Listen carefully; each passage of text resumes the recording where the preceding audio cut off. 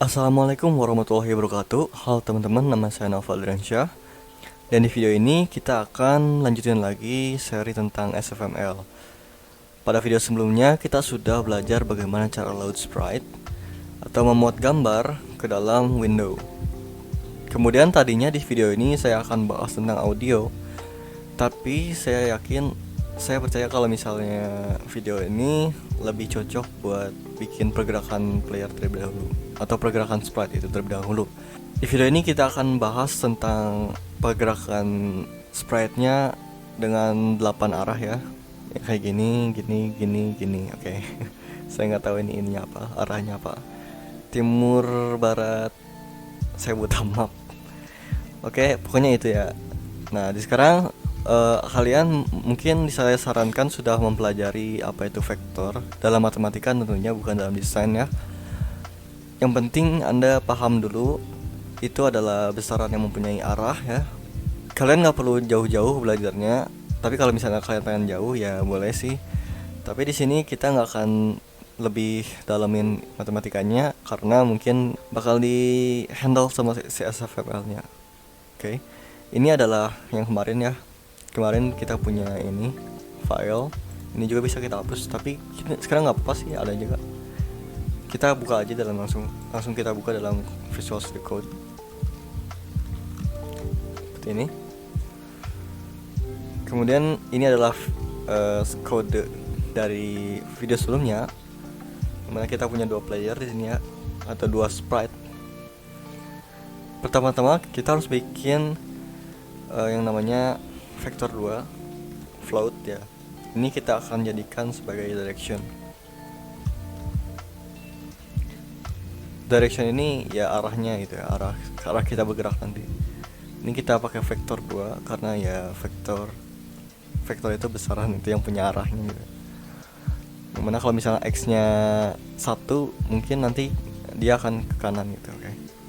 Kemudian kita juga harus punya yang namanya speednya. Kita set dengan 3 aja, 3 dulu. Nanti kalau kita terlalu lambat nanti bisa kita tambah lagi ya. Kemudian hal yang penting lagi, kita harus set frame limitnya. Ini mungkin agak penting soalnya kalau misalnya ini nggak dipakai, nanti ini akan si playernya bakal ngebut gitu ya.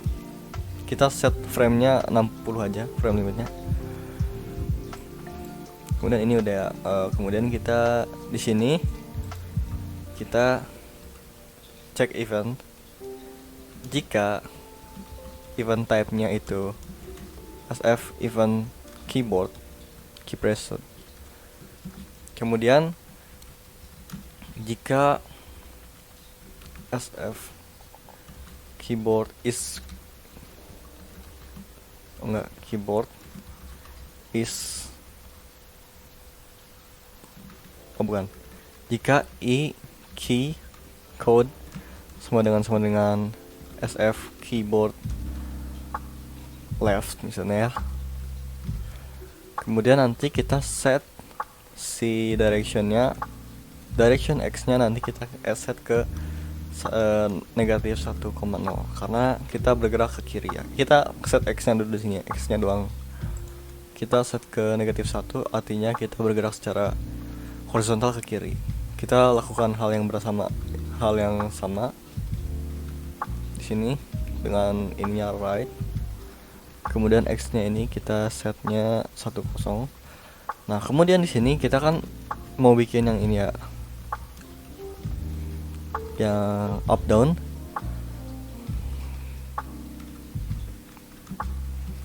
SF keyboard. Kenapa nggak saya copy aja ya? Apa sih? Nah, untuk up down itu terbalik ya jadinya. Jadi kalau misalnya y-nya ini kita isi dengan negatif 1,0. Kemudian yang ini kita isi dengan 1,0. Kenapa saya nggak tahu. Mungkin 0,0 nya atau originnya dari game 2 dimensi itu ada di ada di karena sini atas. Jadi kalau misalnya kalau misalnya up itu kita kurangi 1 tambah 1. Saya juga nggak tahu sih sebenarnya. Saya cuma asal bunyi. Kemudian sekarang kita directionnya dikali sama dengan speed. Nanti kita kalikan directionnya itu sama speed ya. Kemudian saat kita nggak pencetnya, sekarang kita keluar dari key press. Di sini lawannya key press adalah key release, atau saat keynya sudah dilepas kita set SF event key release. Kita isi directionnya dengan vektor kosong aja kali ya, vektor 2F 0,0. Oke, seperti itu. Nah, di sini kita bisa, ini kan kita udah punya nih ya, si sprite apa di direction itu, direction speednya itu. Ini bukan direction sih sebenarnya. Kalau udah ada speed, mungkin kita harus kasih namanya velocity, tapi gak apa-apa lah ya. Gak penting juga sih sebenarnya, cuman penamaan doang. Dan sekarang untuk menjalankannya, ini kan baru ada ininya ya, baru kita set direction juga. Sekarang kalau kita mau si playernya ini bergerak, caranya player itu objek dari sprite ya, dan sprite itu punya method yang namanya move. Nah, di move ini kita masukkan offsetnya itu direction ini.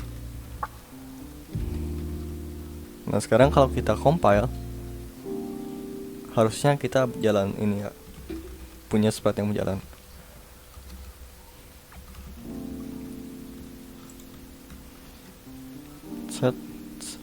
Set nah, karena ini kan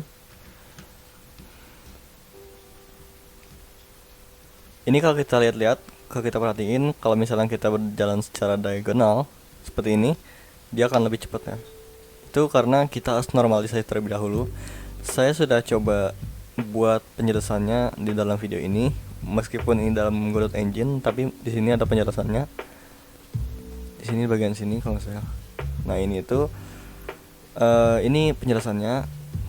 Di sini ada penjelasannya, dan untuk itu, untuk SFML intinya kita harus normalisasiin si direction ini ya, si vektor 2 ini. Cara kalau dalam Godot itu ada fungsinya untuk normalisasi vektor ini, tapi kalau di SFML itu nggak punya. Jadi kita harus bikin ini sendiri, fungsi sendiri. Tapi saya nggak mau bikin fungsi karena di sini sudah ada yang buat, jadi bisa kita copy aja. Nanti linknya saya kasih ini. Kemudian kita paste aja di sini. Terus kita rapiin sedikit. Nah, ini kita rapiin. Rapi menurut saya ya.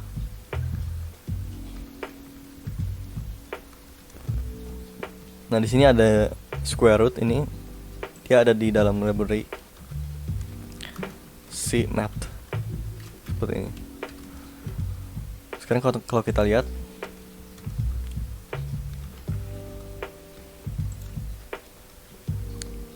udah lebih baik. Sama aja.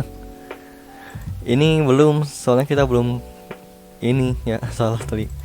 Harusnya ini kita normalize, kemudian sini speed.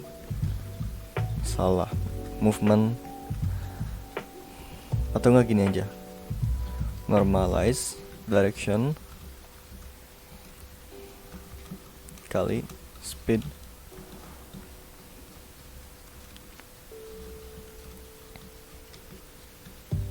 Nah, sekarang udah lebih bagus nih.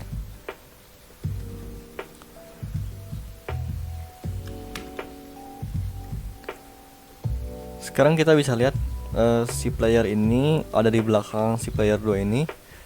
Nah, sebenarnya ordernya itu, layernya itu kita lihat dari sini ya. Ini itu jadi yang paling bawah itu paling depan. Jadi kalau kita taruh player ini ada di bawah player 2, nanti si player ini ada di atasnya gitu. Jadi yang paling bawah itu paling atas, yang paling bawah di kode itu adalah paling depan di dalam gamenya. Kalau kita compile lagi, sekarang ini si playernya ada di atas. Oke, mungkin segitu dulu video dari saya. Apabila ada kekurangan mohon dimaafkan, dan apabila ada pertanyaan silahkan tanyakan di komentar. Semoga bermanfaat. Assalamualaikum warahmatullahi wabarakatuh.